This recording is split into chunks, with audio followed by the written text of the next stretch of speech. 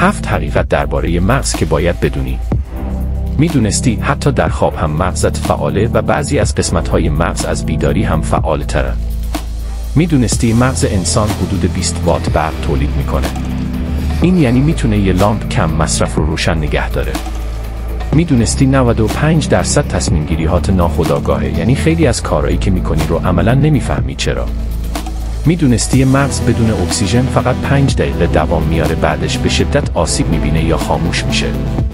میدونستی مغز درد رو حس نمیکنه، خودش گیرنده‌ای درد نداره، به همین خاطر توی عمل جراحی مغز بیمار ممکنه بیدار باشه. میدونستی افکار منفی میتونن ساختار مغز رو تغییر بدن، استرس زیاد واقعاً مغز رو کوچیک میکنه. میدونستی مغز بیشتر از 75% آب داره، کم آبی میتونه روی حافظه تمرکز و خلق خود تأثیر مستقیم بذاره.